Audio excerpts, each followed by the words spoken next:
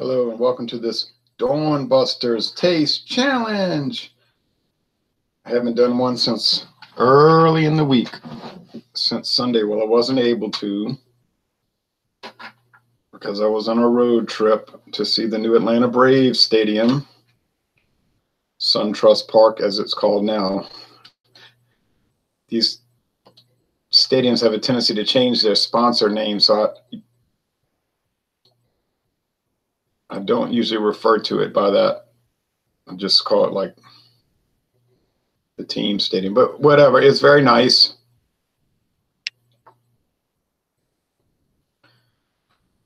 When I had gone to Turner Field twice, the second stadium for the Braves, and I liked it. It was good. It was nothing wrong with it. It was, the area never did develop. They put it in a depressed area, let's call it, and the thinking was, oh, it'll build up around there and there'll be all these specialty shops and restaurants and all that. But that did not happen. There was one barbecue place by the stadium.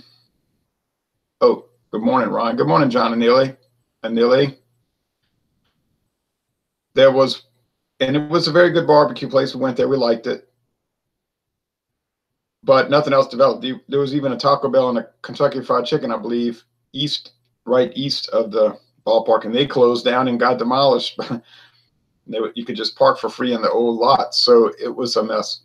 As far as that, the stadium itself was good. Winnie Wynn says, good afternoon from Manchester, England. Hello there in England. Good morning or good afternoon to you. It's 5:36 a.m. here. Now, so you can see that dawn is breaking here. It's still halfway dark. We went to the new stadium, and it's very nice, and it built this huge kind of like boutique area west of the stadium, and maybe east too. We didn't go on the east side of the stadium. The south side is kind of like the interstate, I think. But it's a very wealthy area, Cobb County, right north of Atlanta.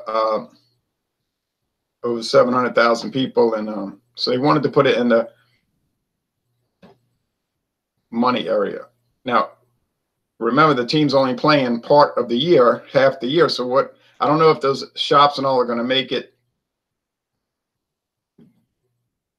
I don't know what kind of business they're going to get the other half the year. I think that's happening in a few other parks where it wasn't enough activity to sustain a lot of that stuff at other places. Anyway, this is not about that. I'm just telling you what happened. Then we did a bunch of beer and liquor reviews also over there. So we have Royal Canadian, a whiskey, blended Canadian whiskey that was introduced back in 1934. Okay, so it's an 84-year-old brand, passed around over the years. It was Barclays at first, James Barclay's company, who handled it or even produced it.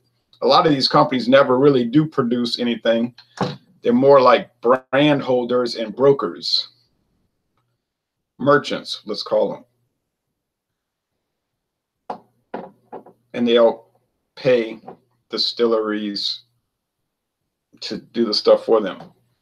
But anyway, then it got bought out by, let's see if I can get this right.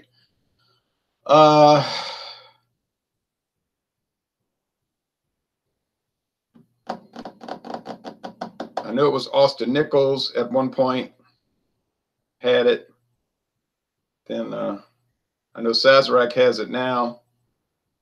It doesn't matter, but it was, you can look it up, but probably most people will say, why would I want to look that up?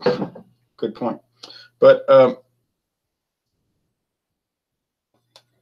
this is the fourth owner. These kind of products, that tends to happen. They get passed around, and different companies. Now, who promote them? Now, who makes this for Sazerac?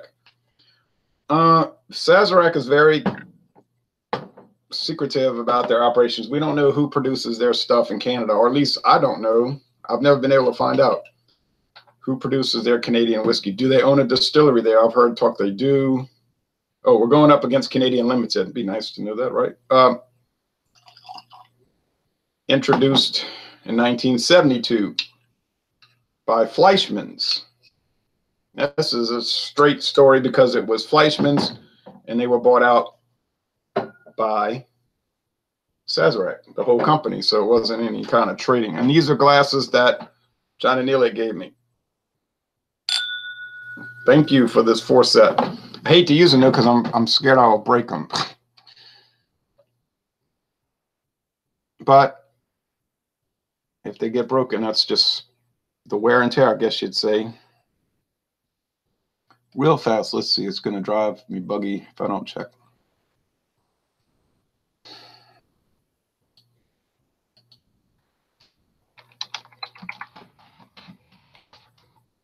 Whoops.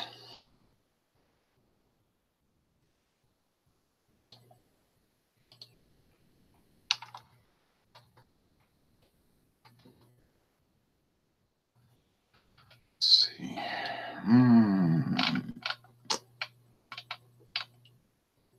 First time they used this trademark anywhere was January of 1934. Sazerac brands. Okay.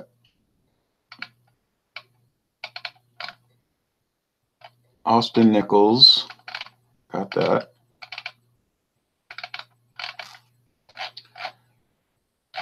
But it was more than them.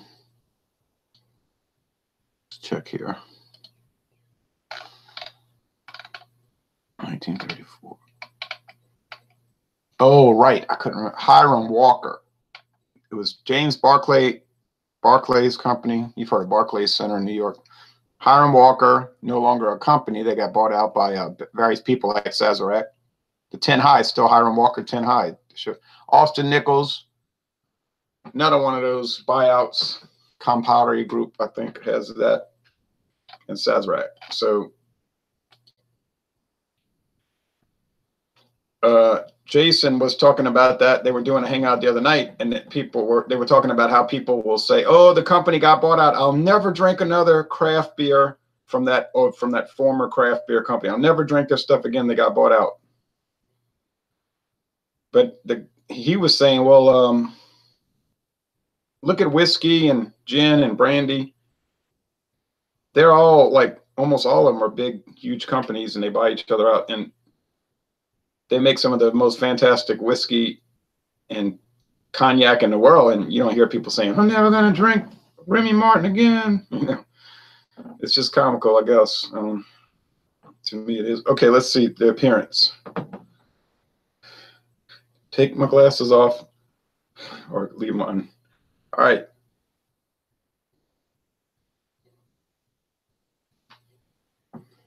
Nice alcohol legs. They're both gold. Just straight up gold. Do they have caramel color added? Probably. Canadian whiskey tends to do that. See, they're aging it in used barrels, right? So there may not be enough char left on the barrels to really make it turn dark, even in 3 years. So they'll add color in, so it's not just clear or so pale. It won't look so watered down. Same thing with Scotch. They're using barrels that may be 100 years old, and it's not going to make them dark without that heavy char. So they'll colorize it, which is, you said that's cheating. It is cheating to make the color, yes. They do that with beer too. Sometimes they add coloring, but food coloring, you know, caramel. But people have this funny thing about they don't want to drink clear stuff. So, I mean, unless it's gin or vodka, but then they'll mix it, right? So just people freak out over clear whiskey. So, you know, they'll say, "No, that ain't Scotch. That's moonshine." But so sometimes it's all about appearance. Based on your review of Royal Canadian, I think Canadian Limited will be easy to differentiate from the Royal Canadian, says John and Nelly. I believe that's true. I also believe that's true, but let's see. Let me see something real fast. We did that. Hold on a second.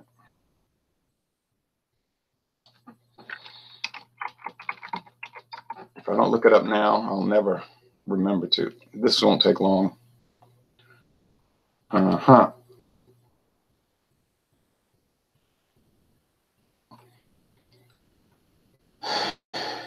About.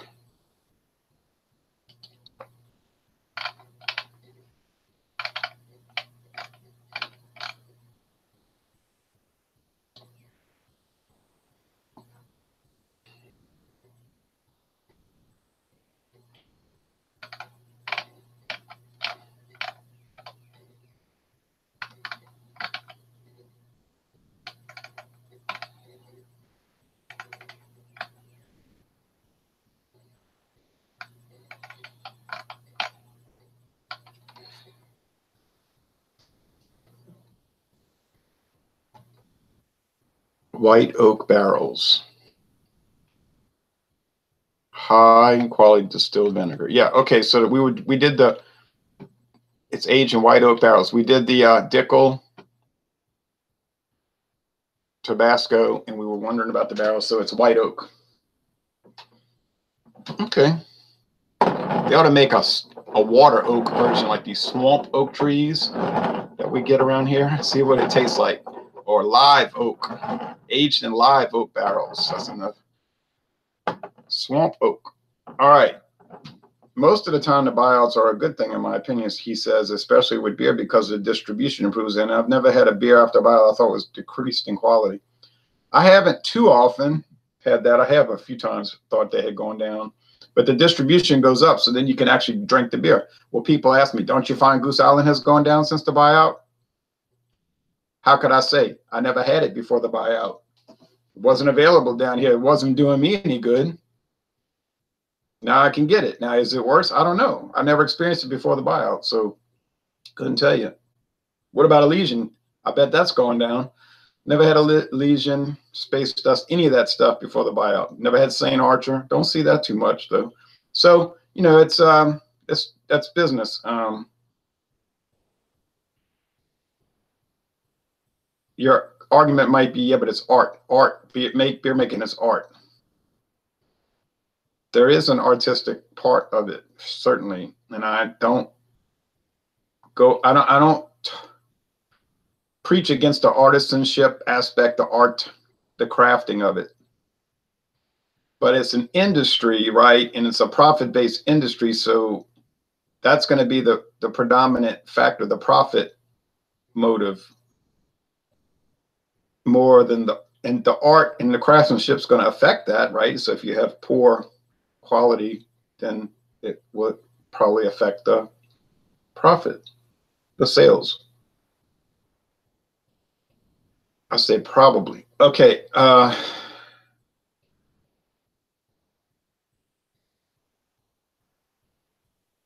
Thanks again for the glasses. Alcohol burn. Maybe some sweet nectar, nut oil, dried flower type issue. That also, but plum wine, I say plum wine because that's in my head now, you see. How many times have I drank plum wine? Never. But I've had plums, you know, those kind of fed, you know, prunes, grapes, raisins. Okay. I think we know Canadian whiskey often adds wine. We know that because I learned that by people telling me and then reading the actual Government of Canada website. Primary source. Oh, I took it in I sniffed it so hard it was like Vicks, you know, when you have a bad cold and you put that Vicks salve on your nose and blows open your sinuses. That's what it's like. Wow. Okay. So already, I think this is the Royal Canadian, and that's the limited, because I think the Royal Canadian has more of a standard American whiskey flavor. In other words, not flavored so much. Whereas the Canadian Limited probably has some kind of wine and maybe rum or brandy or something. It has that kind of, we say rum cake thing, kind of weird, you know. That's why I was trying to get John and Nilly to buy that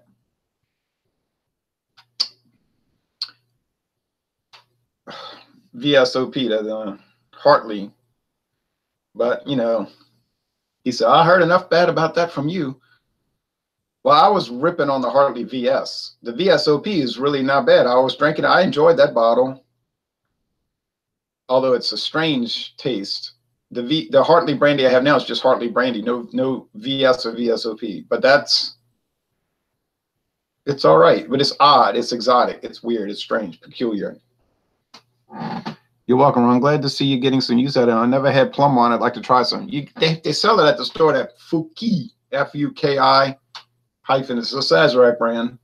Mathern sells it. People buy it. It keeps staying on the shelf. Taste time.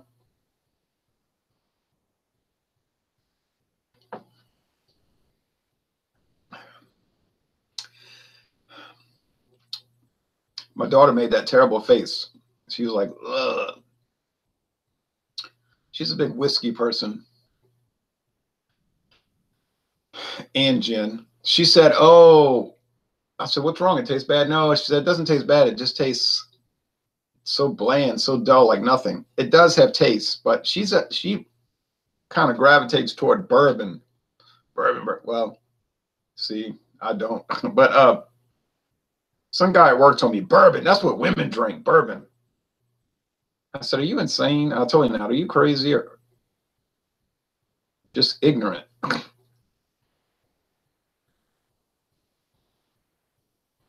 Then he was saying, I'm going to drink some wild turkey. I said, what is that?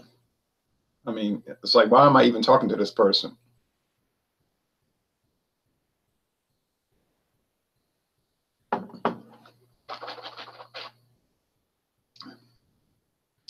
Okay. So I'm telling you what this is the limited, and that's the Royal Canadian. I'm gonna tell you why. The Royal Canadian has more of a corn base. Like just like corn liquor, corn distillate. Now people will talk, and they're probably right. There's certainly they're right. They're saying, well, the Canadian blended whiskeys are different than American because it has to be aged 3 years, you know, like the corn distillate has to be aged 3 years.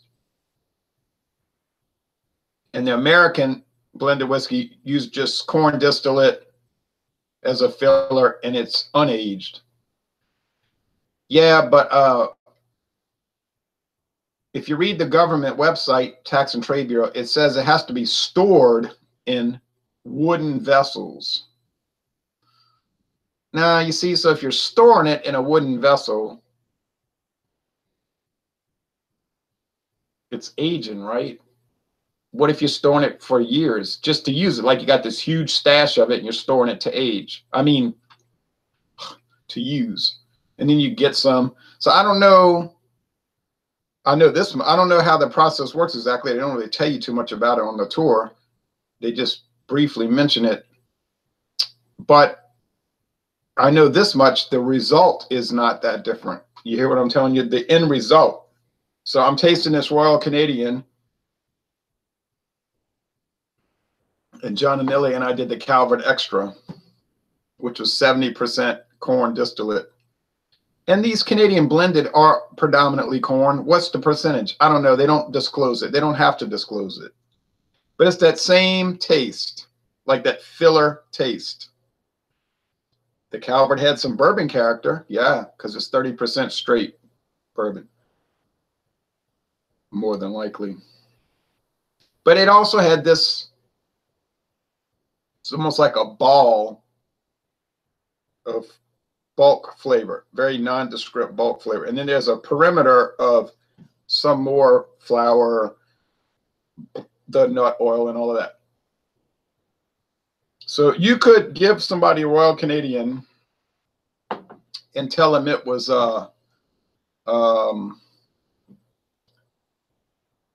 Kessler's, for instance, or Royale Club, and they probably would believe it.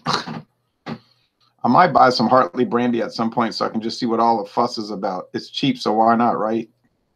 Well, don't say all the fuss, my fuss, right? No one else on earth is talking about it, I don't think. I'm probably the only person on the whole internet worldwide that's talking about Hartley Brandy. So don't do it because of me prattling on about it. A lot of those super cheap brands do have that distinct corn liquor taste, also an alcohol distillate taste. Yeah, well, that's what the corn liquor is. They're just taking yellow corn, they're smashing it up with this huge hammer. I was watching them do this at Barton Distilling. This huge hammer. It's a mill, right? It's like bam, bam. If you got underneath it, you'll be flat like a animal that got rolled over 1,000 times on the interstate. So it's just bam, bam, bam. And they make this real fine corn grits, yellow corn grits. I don't know why they don't use white corn. Maybe it's, I don't know. I don't know the answer to that. Maybe the yellow corn's cheaper. I don't know, or the flavor. And then they distill it, you know, like you make whiskey out of it. And once they make the clear distillate, it's moonshine, as people call it. Now, what you do with that distillate depends on what you're doing. You want to make gin, then you're going to make gin. You want to make vodka, then you're going to make vodka. You want to age it in charred wood barrels, bam, then you're going to make bourbon. You want to, now, of course, you're going to add barley and rye, right, to get a better flavor. You can make it 100% corn and make it bourbon. It has to just be 51% corn. Or you could put it in a non-charred barrel, non-charred, uncharred. Then it's corn whiskey. The U.S. government would call that corn whiskey. If you age it 2 years at least, then it's straight corn whiskey. So that's kind of a versatile product. Corn distillate, a versatile product. Yes, yes. And Irish whiskey, Scotch whiskey. They're all using that now. In Europe, now you get to the continent of Europe, different story. But anyway, this stuff's coming from North America. Now remember, in Europe, when they say corn, they mean wheat. When they say maize, they mean corn. So, but whatever, it's the same concept. It's a filler. A filler that's not meant to have flavor, because then if it has flavor, it's going to make its own flavor, and you don't want that. You want the whiskey flavor, not some other flavor. Now, see? Same thing with beer. They use corn in beer as a filler. It's supposed to be optimally odorless, flavorless bulk filler. Now, does it come through a little bit with the corn? Yeah, if you really, but most people that drink beer they're not sitting there deeply analyzing, like, what are these flavors, right? They're just drinking it blah, blah, blah, after work on Friday at a bar, so it doesn't really matter. You say, but we're the connoisseurs. We're the connoisseurs. We're doing deep speculative exercises with beer. I know, but that's only like 10 to 15% of the beer world. Most people are just guzzling it. Okay, and we're talking about it in the American beer world. In the worldwide beer drinking, you know, on the planet Earth, gosh, maybe it's 1% are the deep connoisseurs. And whiskey probably is the same. You got most people just drinking it, mixing it. So this is the Royal Canadian. Which one's better? That would be kind of a personal preference thing. If you'd rather just a regular whiskey taste, kind of plain taste, which some people like, the Royal Canadian is going to work. If you want more of a fruity, honeycomb, like literally honeycomb cereal, still cereal based, then this would work. I would say it's a tie as far as quality. But let's see if I'm right. Boy, if I'm wrong. Yeah, Royal Canadian. Got it. I did it. And Canadian Limited. So next up is Royal Canadian and Canadian Leaf. It's going to be the same thing, man. The Canadian Leaf has that additive flavor. Now remember, in Canadian whiskey, the additives are not, you know, they're liquor additives. It can be wine, or it can be rum, brandy, or bourbon, that kind of stuff. And it has to be just at least 80 proof, these liquors they're adding, and it has to be aged at least 2 years. They have to be aged at least 2 years. The wine, of course, doesn't, but so that's what they're adding. American blended whiskey, they add blending sherry, typically up to 2%. Okay, blah, blah, blah, blah, blah. A lot of those super cheap brands do have that distinct, oh yeah, alcohol. I knew you'd get this one right. I did it. Well, it's off the air now because I'm going to go watch the news. The morning news. Thank you, folks, for watching this video production.